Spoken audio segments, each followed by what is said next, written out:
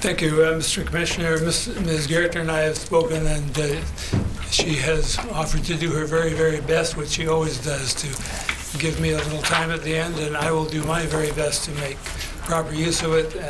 I may well reiterate my request for written questions at the end of that. Thank you, Mr. Commissioner. I think it's fairly straightforward at this point in time, but I would like to take you to Exhibit 8, which is the wild salmon policy, to page 25.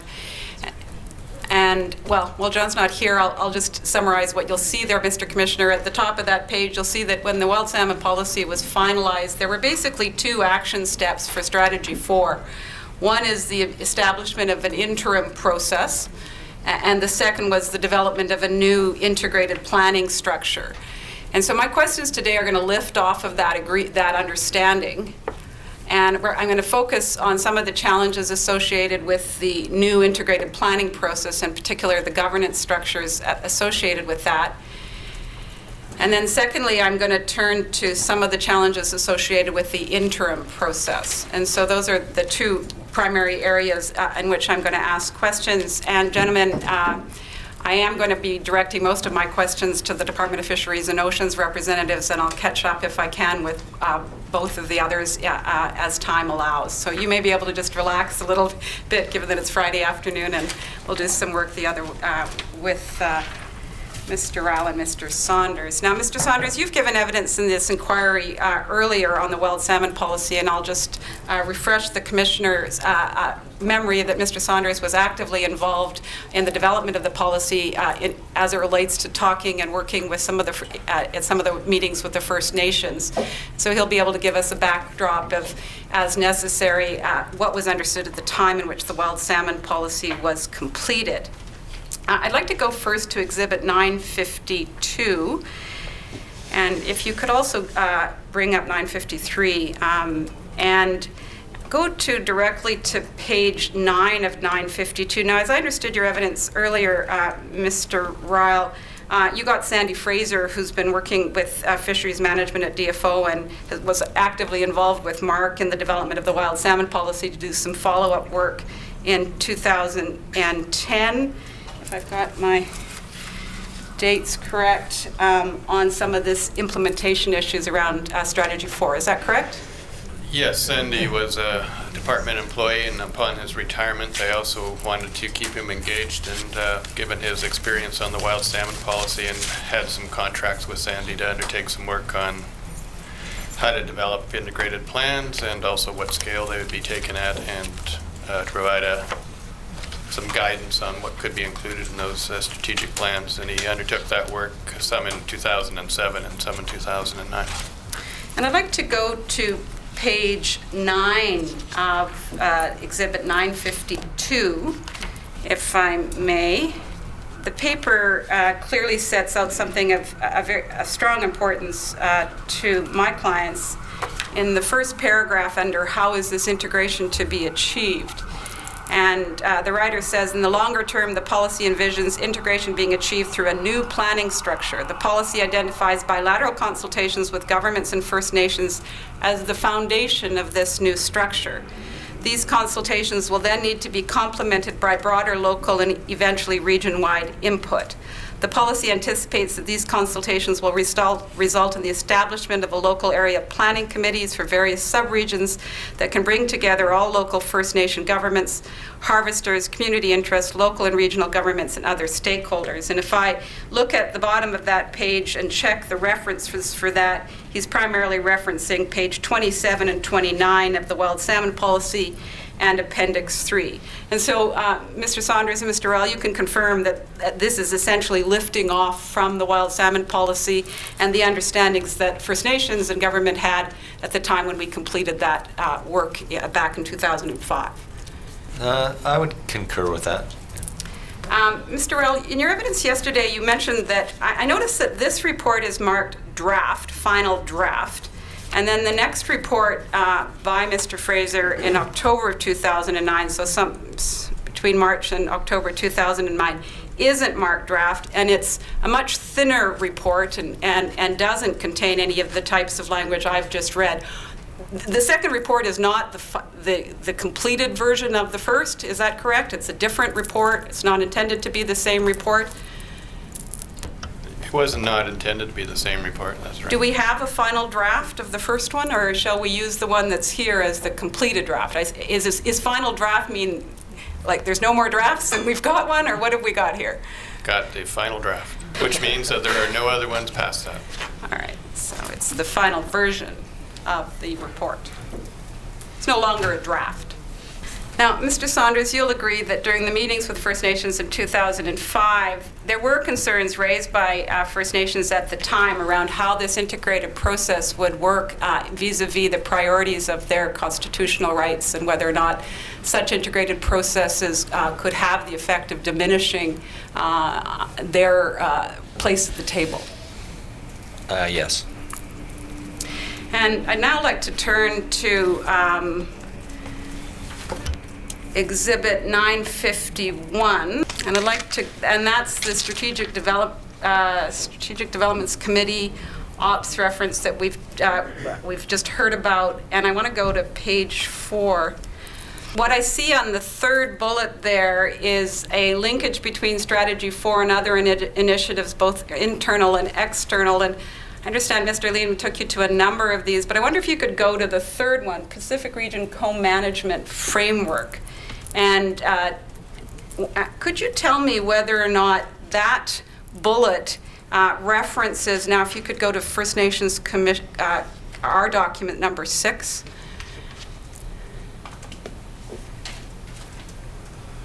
This report? I don't know whether it's referencing this report per se. The bullet here, Pacific Region Co-Management Framework, is something that Corey has been working on.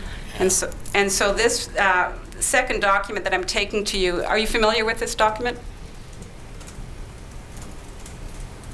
I don't think I've seen this before. Mr. Saunders, have you seen it? I'm not familiar with it, no. So you weren't provided our documents. It was in our tabs that as it related to this hearing.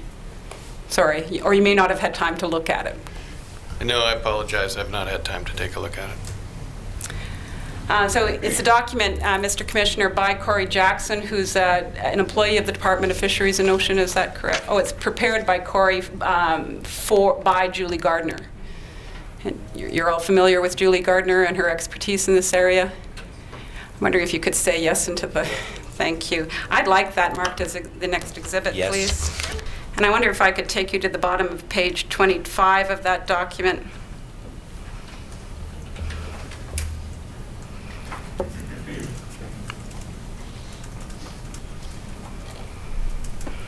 And I regretted, and I appreciate the complexities associated with this. We have a number of stakeholders here, but we didn't have First Nations representation on this panel, so I just want to be clear about some of the challenges they have with Strategy 4.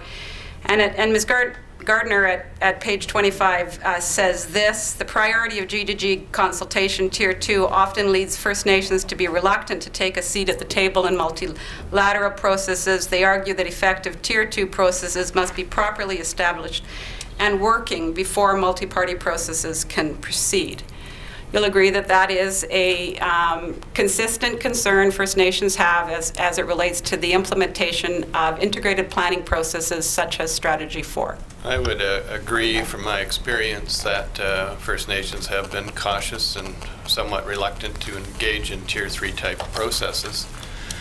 And recent meetings that I've had with the First Nation Fishery Council, for example, though, they also recognize that the importance of participating in Tier 3 type processes, and I guess need to be thinking about how they would be engaged in this. But overall, I would say I agree that there has been concerns, and just without a well-established Tier 2 process, that there has been some reluctance, yes. All right. Now I'd like to go back to Ms. Gardner's report and go to page 26, because I'd like to hopefully spend some time focusing on the steps forward as distinct from the well-known concerns. And she says a couple of things at the bottom of page 26. and over to page 27 and 28, and I'll just go to the bold ones since you haven't had a chance to review this before today. In particular, she suggests written assurances the DFO will not unjustifiably infringe Aboriginal treaty rights within these processes. Secondly, she suggests over at page 27, ensure multilateral processes do not push aside consultation and accommodation where appropriate. Third, she suggests conduct those consultations in connection with those processes, use the three-tier framework. All of those are matters that are going to be a challenge for the Department of Fisheries and Oceans in implementation. Is that correct, Mr. Saunders? I think they are a challenge. I would agree they are a challenge, yes. But I think it's a challenge for First Nations as well in this regard. But yes, I agree. Just wondering, if we can now go back to exhibit, sorry I'm jumping around, Mr. Lund, but if we go back to exhibit 951, which is this April meeting of the Strategic Committee, and we go to bullet 4 on page 11, which is their observations of what needs to go on and what needs to happen next. Oh, wait a second. Bullet 4, page. Oh, there. Need for clear governance structures, roles and responsibilities and accountabilities. And if I have it correct, later in the document when they're doing next steps, they want to make sure that DFO's internal governance structures are developed. Do you also agree that concomitant with the DFO developing their internal structures, a high priority for implementing these matters is going to be a governance structure that works collaboratively and well with First Nations? I would agree with that. And Mr. Saunders? I would agree as well.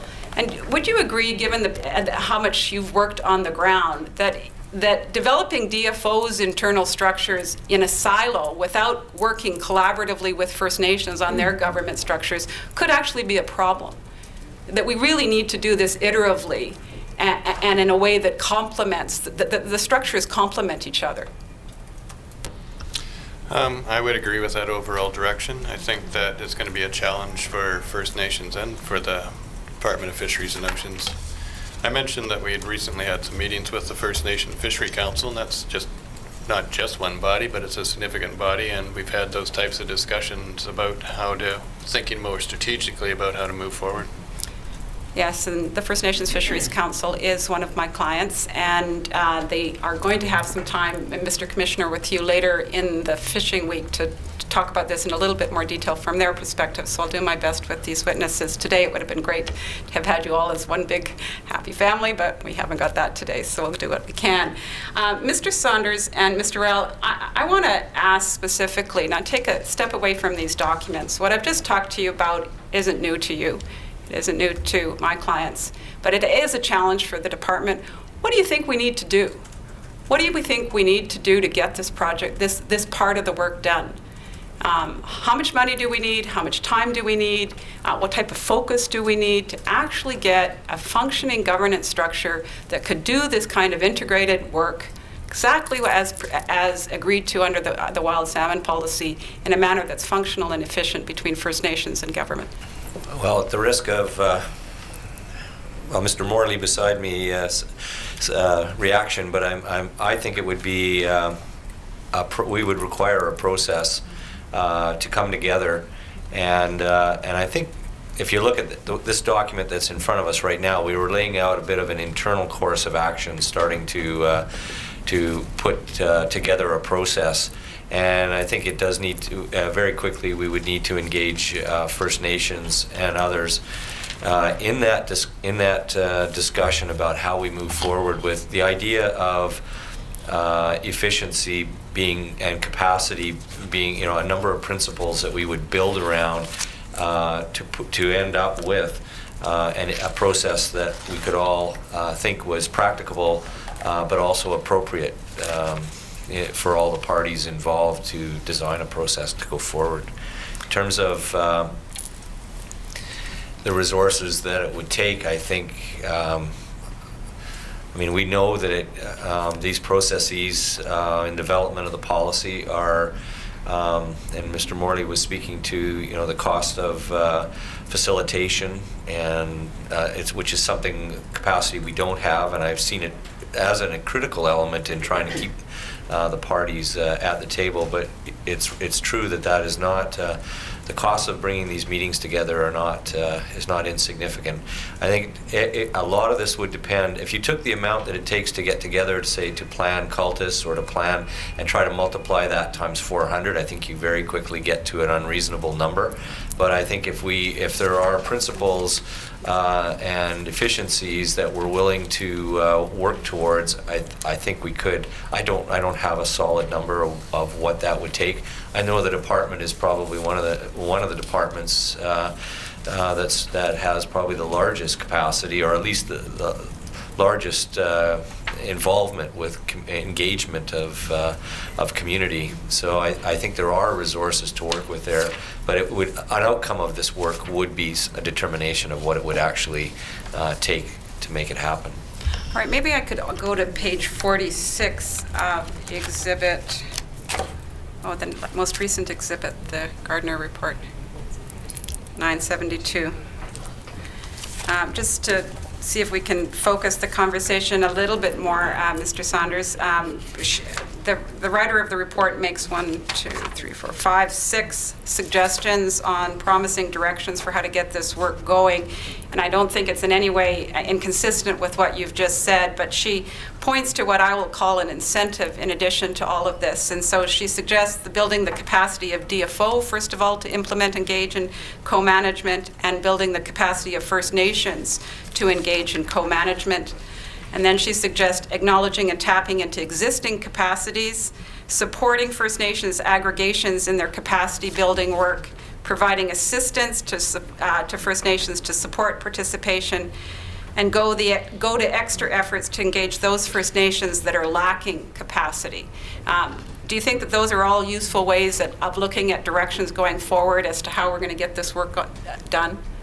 I don't feel I can comment specifically on the detail of this paper without spending more time with it, but I think a key thing that I'm not aware of is how their definition of co-management in this discussion. I mean, if we're talking development of strategic plans under the wild salmon policy is probably I don't know only where that... one part. I mean, if I could be helpful... It would be one part of that's co-management, right. If we're going to true co-management. That's right, and that is actually what the report says. I know that you can't take my word for it, but having read the report, she does at the beginning of the report review the issues of what is definition of co-management and the work that we have to do there. But you'll agree with me that from a First Nations perspective, even as it relates to Strategy 4, they're going to need to understand how their participation in Strategy 4, in a single integrated planning process, is going to work holistically as it relates to the implications on their rights and the exercise of what they consider their governance responsibilities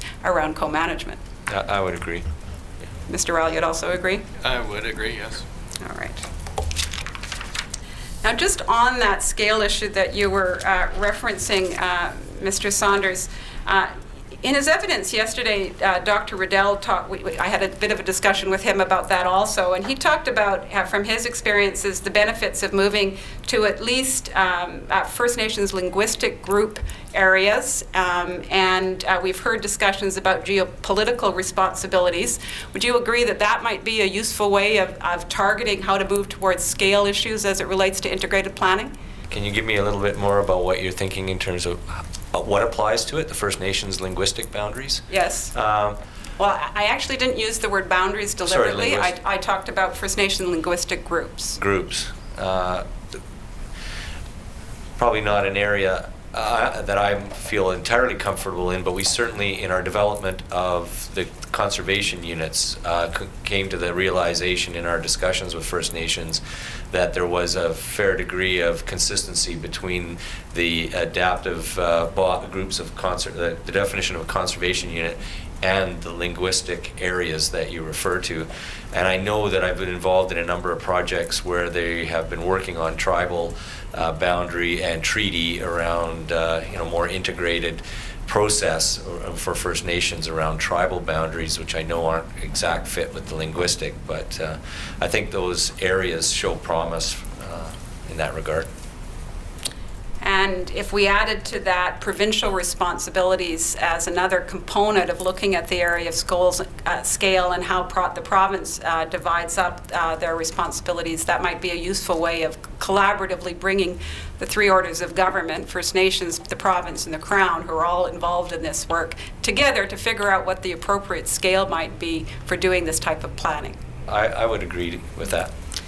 Go ahead. If I could just ask a question of you, Mr. Rowell, I know that you want to jump in on this for a second, but before you do that, who is responsible? I heard you say that you did do some meetings with the province as it relates to some parts of the wild salmon policy, and then I heard later that you haven't been actively involved in that. Who in the department is responsible for collaboration with the province as it relates to implementation of Strategy 4? Well, it depends on what scale you mean. I mean, there's discussions between senior management within DFO and the province around a host of activities, and one of those being wild salmon policy. And the committee that we referred to earlier was more of a working group. Not working group, that's not accurate. It was providing an update. So there's various ways of interacting with the province on the implementation. The only other piece I was going to add on top of your earlier about the province and how they plan the freshwater adaptive zones, where something that the province uses as well, as my recollection, and were basically developed by them, and they're one of the foundations of the conservation units and how they were developed. So there is this overlap. The other meaning with what the province is thinking, and those are tied back to biological definitions. The other thing I would add in recent year for sure anyhow, is that I'm much more encouraged about the discussions that we have been undertaking with First Nations about how to structure some of these ways of going forward, whether it be through working groups, technical working groups, or at a higher, broader scale with the First Nations Fishery Council, a regional body, and they're thinking about how they would organize themselves with their resources and get the most out of that strategically, and thinking about how they'd organize regionally. And there had been discussion around basically, the last I saw was 14 sub-regional areas within BC, and they were talking about setting boundaries around that. And I'm sure that's progressed since I've last spoken to them as well. Great. Now, I'm not so worried about Mr. Morley's response to this, so I'm going to ask you a question, Mr. Morley. I know that Mark was a little worried about that, but as I heard your evidence earlier today, and in particular your thoughtful responses to Mr. Rosenblum, you commented on the challenges about who needs to be involved where and how much processes need to go on and is it efficient. And as I heard your evidence correctly, at least the part of industry that you're representing, and you made comments about Area B and D, that you'd be somewhat content to be left out of a process for a while until technical and even some of the identification of options and evaluations was produced. Did I hear that evidence right? My evidence is I believe that all of the major stakeholders should be kept out of it, and the only inputs at the initial step would be technical inputs addressing some of the strategies 1, 2, and 3, as well as some input from groups with respect to how you would evaluate the variety of potential benefits and that you can derive from different management approaches. So evaluation methods for First Nations or recreational commercial kind of fisheries, and evaluations of other environmental benefits. Input on that technique, but that the essential drafting the elements of scoping out the elements of a plan and laying out management alternatives and habitat management alternatives could be done largely with technical teams much quicker and efficiently, and we would actually probably be in a position today where we'd have, having had this policy around now for 6 or 7 years, that we would actually have the scope of a whole variety of plans in place already, in my opinion.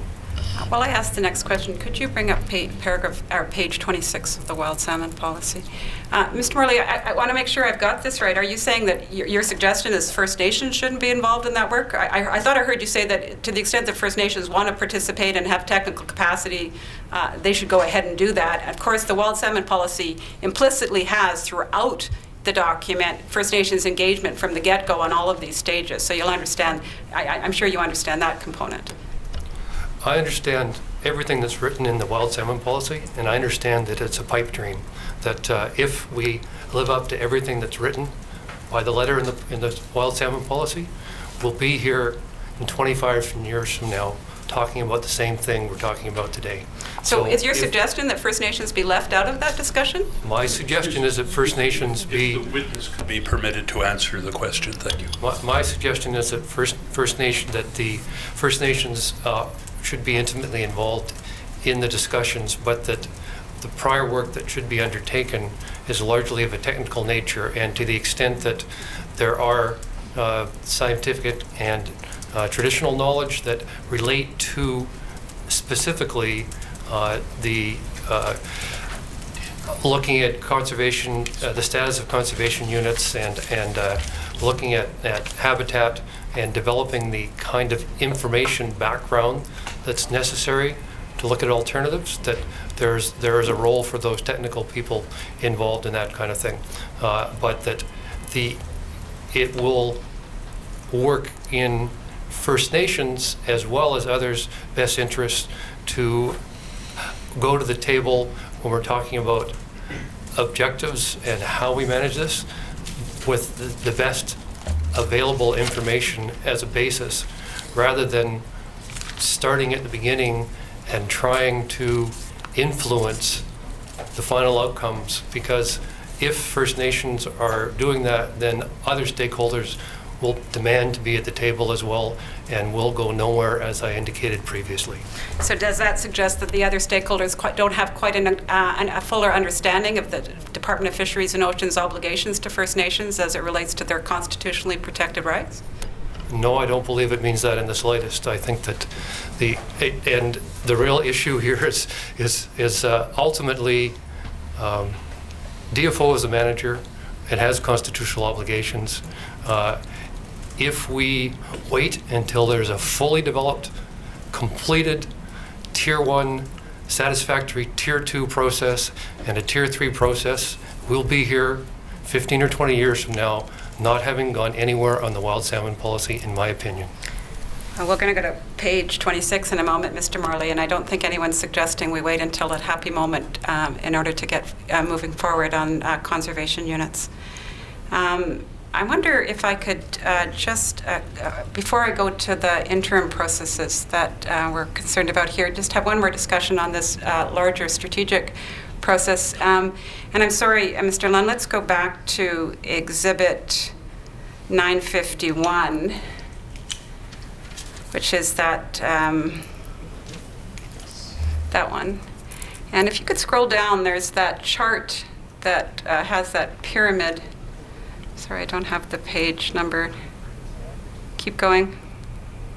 Keep going. Oh, where's the, sorry, maybe it's up. There it is. Sorry about that. I got a little confused when I heard the evidence earlier today, because as I understanding, the wild salmon policy planning units that are being referenced there are much more specific and then the management units, if the management units are done by aggregates. Have I got that right, Mr. Rao? If the management units are the 4 run stock aggregate units, the planning units that are being talked about here, and you might want to tell us what FAS and FPA are much more specific than the aggregates. Than the management units. Than the management units? Yeah, well, you know, I guess we spent a fair bit of time on this simple diagram, and maybe not quite enough. It was a discussion between myself, Corey, and I believe Will Fluke was involved in this. And the intent was to try to show that there was a hierarchy within this, starting with the base of the 400 plus conservation units that could be rolled into a management group so that they And so you might be, in some cases, the management units might, Let's just talk about Fraser River sockeye salmon. As it relates to Fraser River sockeye salmon and this pyramid, Yeah. it's fair to say that as it relates to those, the two middle ones should almost be reversed.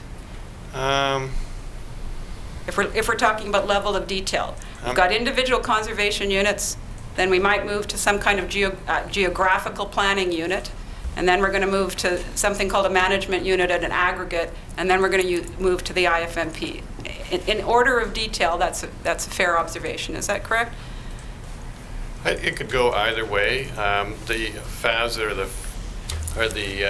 freshwater adaptive zones, and the FPAs are the fish reproduction areas. And there's a map that came originally from the Blair Holtby document on identifying conservation units, and it's referenced in Sandy's paper that shows how many freshwater adaptive zones are within the Fraser. So there's more. My recollection is I think there's 5 or 6, but we could pull that up and take a look. So I mean, maybe they flip, but I don't really think the point is that there is a hierarchy here in Fraser sockeye. Maybe they are reversed, but All right. I wouldn't say that's the case in all instances. But if we were looking at scales, that's going to be useful. We'll move from individual conservation units. We might then move into geographical areas in which those conservation units are located. We might even look at First Nations linguistic distinctions as a way of identifying those geographical areas. And then we might move further into how those areas affect management units and management decisions in IFMP. That might be a useful thing to look at. Do you agree with me on that, Mr. Saunders? Yes, I do. All right, I don't have enough time to continue in this discussion. I'm going to have to move on, and I apologize for that. I think we've got some ideas on how we might improve the governance structure. I just have one question on the larger socioeconomic issues. The Commissioner has the list of, in the exhibit, the list of socioeconomic reports that have been done to date. It's my client's understanding that there have not been a fulsome approach at identifying food, social, and ceremonial socioeconomic implications associated with the wild salmon policy. Would you agree with me on that, Mr. Saunders? I would say that in general, the social values in our integrated planning that we've attempted haven't been well understood or reflected. And in fact, I have yet to see a report, and I know Mr. Rell in his last testimony pointed us to some of them, and I asked him questions and answers. I'm not going to ask you to repeat them, Mr. Rell. You were fulsome in your responses on them. It's clearly an area of work that needs to be done to understand the socioeconomic impacts of both the benefits and the potential impacts of trade-offs associated with the wild salmon policy implementation on the exercise of food, social, and ceremonial rights. That's work that we need to do. Is that correct? That certainly falls within, is one of the social and economic consideration that does need to be folded in. I will say, from the science perspective, we've been interested for some time in this notion of bioeconomic models that can link the understanding of the biology of the fish with the social and economic systems in time and space. So there are mechanisms, but they haven't been pursued to this point.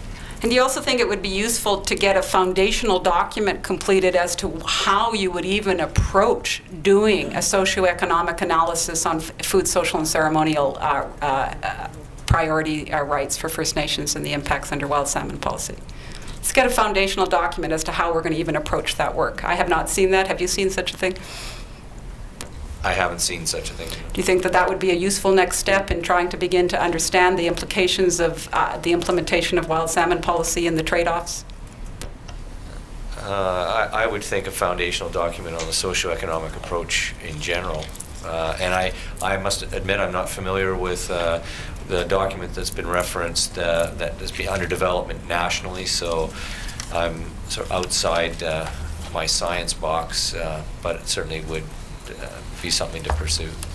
Well, I was just interested. We could call up the exhibit. I don't have it in front of me, but we got a list of all the socioeconomic reports that Department of Fisheries and Oceans think have been completed. We don't have anything on the implications of the wild salmon policy as it relates to FSC. We might want to take that as the next step.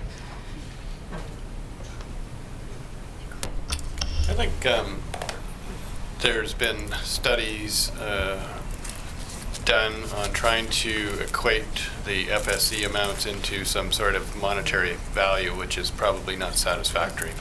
And that's one that Gordon Gisselson undertook, and I believe that's what was done in the Skeena River study as well. So I think in my previous testimony, we referenced this as well, and I think that that probably is not capturing everything, and which is what Mark is saying as well. It's a challenge, and how to take those into account.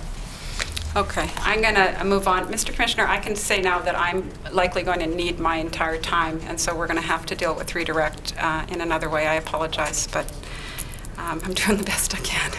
I wonder if I could go now to the interim processes that we anticipated under the wild salmon policy, and I've got a couple of areas of discussion with respect to that. I want to first start with the setting of priority conservation units. And again, just to set the foundation, if we could now go to page 26 of the wild salmon policy, Mr. Saunders, in the second and third paragraph, we're talking about what needs to happen in the interim process.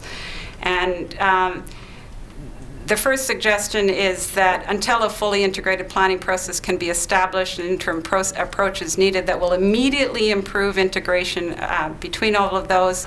This interim approach will meet department's obligations to consult First Nations.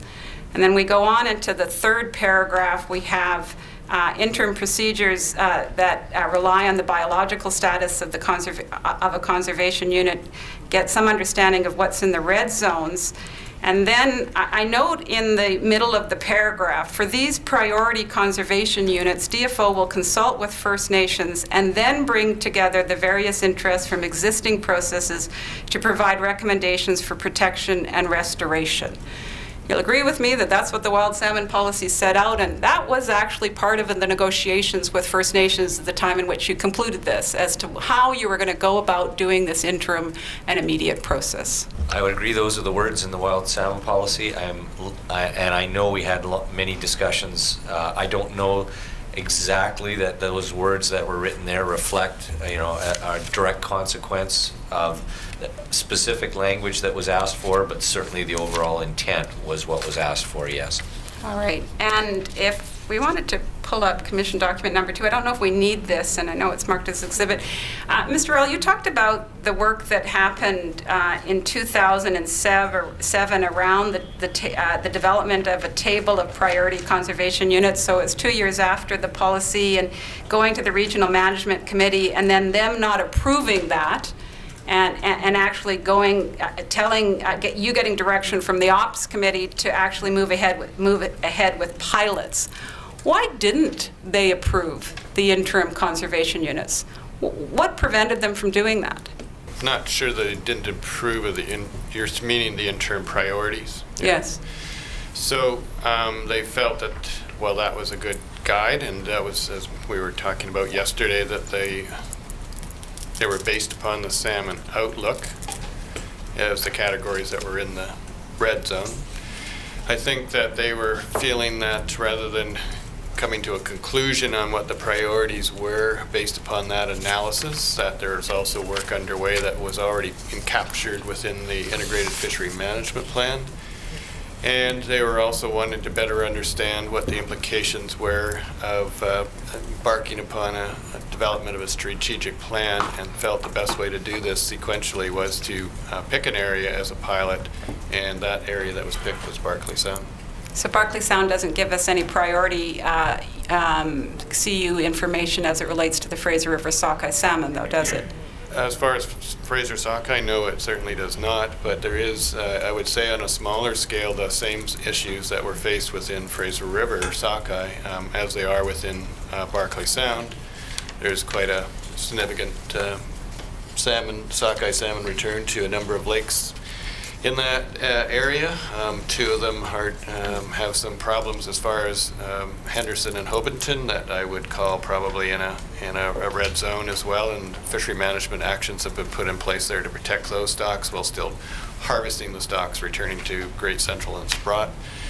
First Nations have a large interest both in FSC and also in an economic opportunity in Barclay Sound, and also there's a commercial and recreational fishery. So to me it was, and department, it was a smaller scale Fraser River. And on top of that, it also had the additional complexity of a significant hatchery, and that hatchery produces primarily Chinook, but also coho. And so it was felt that that was more of a good scale to develop around a pilot, is what the direction was. All right, if I could have you bring forward Exhibit 562, Mr. Lund.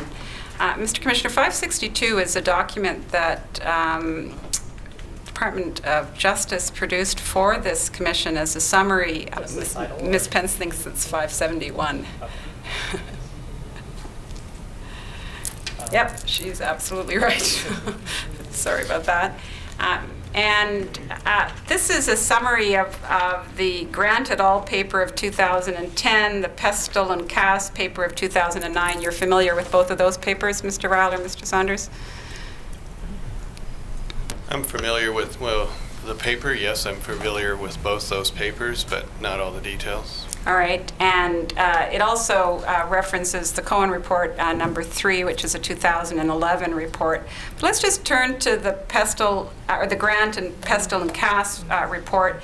You'll see that there's an identification of 7 conservation units within the Fraser River sockeye salmon that are from that Grant et al. Report are in the red zone, and in the Pestle and Cass report we've got a number that are in the red, and then in the slightly I guess amber before we get to yellow zones. Do you think this is a good start for priority conservation units on an interim basis?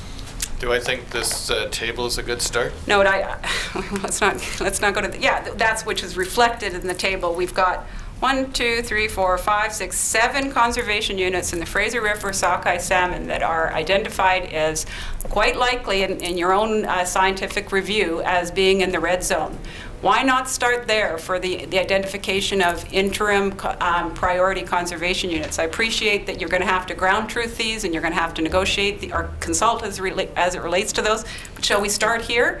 Well, I think what I find interesting about this, and I'd not seen this table before, there's 3 people or 3 groups of people that put together a table, and I noticed that there's similarities among them, but they're certainly not identical, and I'm quite struck by the differences as well. So to me, what I find interesting about this is that there is still a range here, and what it seems like some of the questions we've had over the last couple of days is, why has the department not had a list of priorities, and we should have just had it in 2005? It's just, my perception could be wrong, but what I find about this interesting is that there is a challenge in doing this work.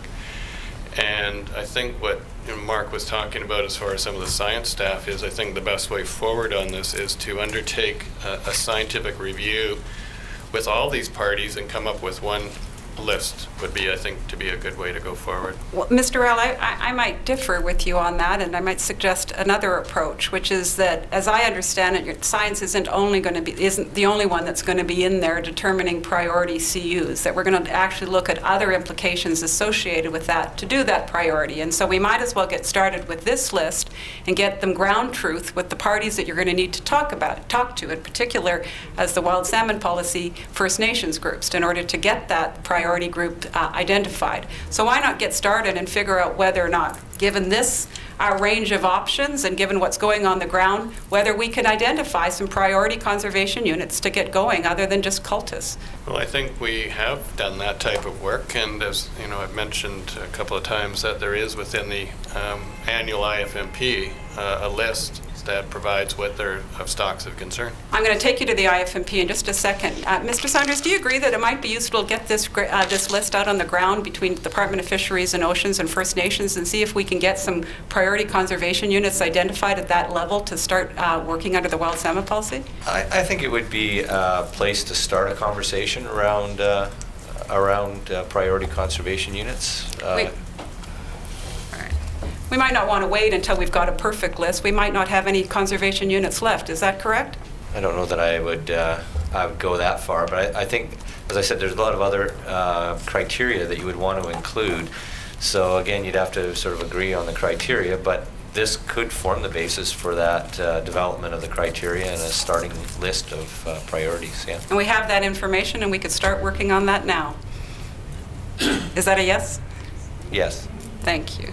Let's just go right to the IFMP, Mr. Rao, because I noticed that in your evidence up until now and just recently, you're fond of relying on that process to see if we can move Strategy 4 along. And I wonder if we could have Exhibit 445 and Exhibit 946 brought forward.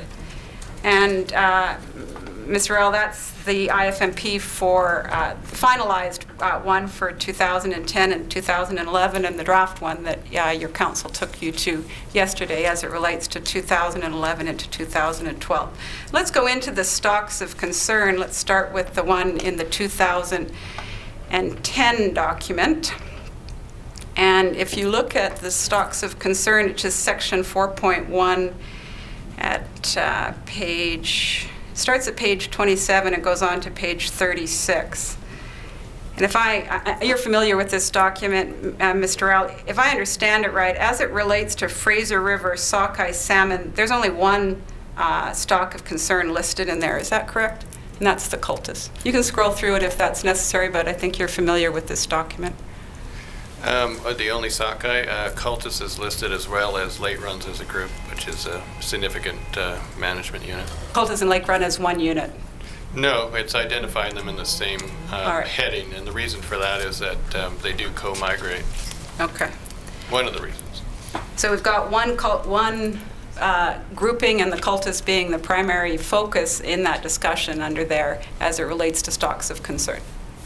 I think they're both important, and one is a cultus lake being a relatively small amount of production as far as fish that are produced, and the late runs being a very significant component produced mostly in Shuswap Lake, but in other systems as well. And so there's quite a, one is small and one's very large, and they both have different challenges. I don't see any mention in this section on the IFMP on cultus sockeye in 2010, the recovery plan objectives that are now found in the 2011. Will you agree with me on that? Yes, I would. And why is that? Those objectives were accepted by the department in 2005, but they don't show up in the plan until 2011. Can you explain to me that? I wasn't involved in the discussion of why specifically those would be in, but I think the intent really is to provide clear direction that there are of these objectives, and that's what would be used to make decisions based on in season, and that's why they're referenced in there. So agree with me. Each year they're not exactly identical, any of these chapters, and they do modify each year depending on discussions that unfold. This is a fairly significant achievement to get objectives on a stock of concern in 2005. Why did it take 5 years for the department to get it into the IFMP? I don't view it as terribly significant. I do view it as providing more clarity around what the objectives are, and so now they're in this document. They were published back in 2005. It's not that they weren't available. So I misunderstood your evidence yesterday, Mr. Rowley. I thought I understood from your evidence with your counsel that it was a significant step that we now have in the IFMP, the cultus objective list. I think it's good to have them in there to provide that clarity. Now, I wonder, are you suggesting that the IHPC, which is the Integrated Harvest Planning Committee, is a committee that should be doing this kind of planning process? I don't think it's the only place where these discussions occur. They occur bilaterally with First Nations around the development of the IFMP. It's really an outcome, isn't it, Mr. Ryle, that we get these objectives based from recovery teams or other teams that are working close on the ground in the kind of ways that we need to look at multiple issues, and that once we get to the harvest committees, how harvest will be affected by these objectives is really the only thing they're going to be considering. Would you agree with me on that? Who's going to be considering? Well, the IHPC will have discussions around that. Around? Harvesting as it relates to the objectives. I don't think that's the only thing that's discussed there. Could I go to Exhibit 342, please? This is the terms of reference for the IHPC, Mr. Ryle, and I don't see the development of integrated harvest planning strategy for anywhere in the Integrated Salmon Harvest Planning Committee's terms of reference. Am I mistaken? Exhibit 342, terms of reference for the IHPC. No, I don't think you're mistaken that there's no bullet specifically that says this talk about strategy 4 in the terms of reference. And Mr. Commissioner has heard from Mr. Pat Matthew. You're familiar with Pat Matthew from the Schwetmuk Fisheries Commission. Yes, I am. And on February 11th, and you could bring it forward on pages 12 through 13, Mr. Matthews describes his observation that the IHPC is mainly a discussion on harvesting and harvest opportunities, and they don't talk about conservation or conservation issues. Do you disagree with him on that, or what's your response to Mr. Matthews' observations as it relates to the work of the IHPC? Well, I think that the Integrated Harvest Planning Committee has a focus on developing management plans, that there are discussions around in particular, Fraser River sockeye. Very important is what is put in front as far as those options and discussed around those implications. So there are discussions around those pieces of information about conservation, why the department is putting forward different types of escapement strategy. I've made presentations, made a presentation, and maybe it's not plural, on wild salmon policy to the Integrated Harvest Planning Committee. It's only one place where that is discussed. You concluded it's in 2005. The IHPC was in place at that point in time, but just barely in place. Is that correct? So we hadn't had experience with how it was going to work on the ground. I don't remember the exact timing, but that sounds correct, yes. All right, and it's fair to say that the IHPC has not yet got off the ground as it relates to First Nations participation in the IHPC. Mr. Commissioner has heard a fair bit of that, and you'd agree with me on that, Mr. Ryle or Mr. Saunders? We don't have active mandated processes or participation by First Nations at the IHPC. In some cases, I think we do, and most we do not. All right, so it's not a place where we can make decisions around integrated harvest or integrated planning processes under Strategy 4. It is an advisory process. All right, I just have one cleanup question. I'm on Exhibit 756. 756 is your answers, your written answers to the questions I posed on behalf of my clients, Mr. Ryle.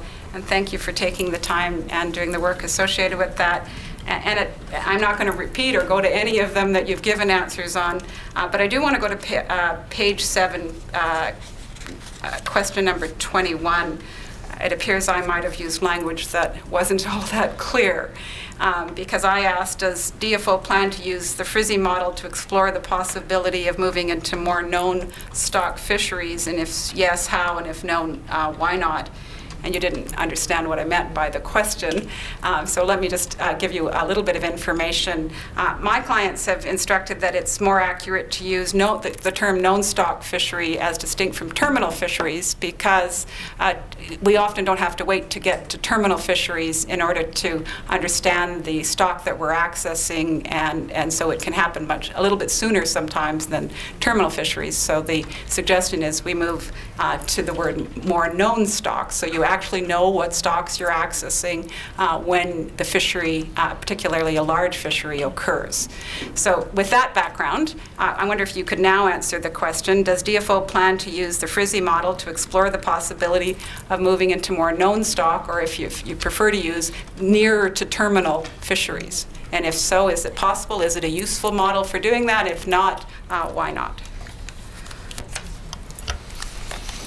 To use the Frizzy model to determine, well, what would be the Frizzy model is not based upon the location of the fisheries. You'd have to come up with a different tool. A different tool. All right, then I go next to So the answer to that is no. Then I go to the next question, which is 22. What's the status of the in-river management model that's being developed by DFO and Simon Fraser? And you said that you thought there was significant process, but you recommended that I ask Mark Saunders about what the current status is. So, Mr. Saunders, I wonder if you could let us know what the current status of the DFO SFU model for moving into in-river management models is. My understanding is that they have a working model that can be, at this point, that can be used in in a gaming situation to try to evaluate management scenarios.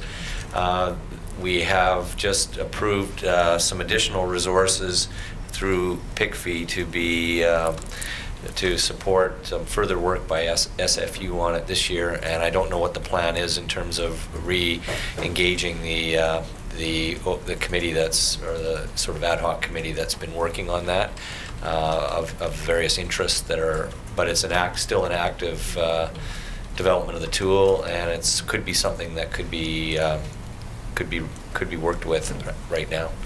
Would First Nations be involved in helping to establish that model and the criteria that would be developed to determine that model? Technical experts that have in the past represented First Nation or worked on behalf of First Nations have been involved, like Mike Staley and others. All right, I just have one final question arising from Mr. Harvey's suggestions, and I think this is a question for you, Mr. Rowell. The issue of traceability in the MSC certification isn't limited just to First Nations fisheries, is it? Traceability is an issue that the MSC certification is interested as it relates to all fisheries. Well, in addition to MSC, we in the department are interested as well. So yes, and it's all fisheries. Thank you. Those are my questions, Mr. Commissioner. Thank you, Mr. Mr. Commissioner, it's 4:01. I understand Mr. Timberg has one or two questions. I have 3 areas I wish to canvass. I would ask that we be able to put those questions in writing to these witnesses. I suggest Mr. Timberg go first, and we will reply, put ours in the mix as quickly as we can. Thank you. Very much. This is the completion of this panel, then, is it? Aside from the Subject written to re-examination, answering. that's correct. I'm sorry, I'm guilty of what I know we've all been guilty of, and that's not turning on the mic. Mr. Saunders and Mr. Ryle, Mr. Morley and Mr. Young, familiar faces to me now. Thank you for returning once again to assist the Commission with your knowledge and your willingness to answer the questions of council here today who have posed a wide range of questions to you. I'm very grateful that you were willing to do so and took the time to do so, and thank you for assisting the Commission. Thank you very much. Hearing is now adjourned for the day and will resume Monday at 10 o'clock.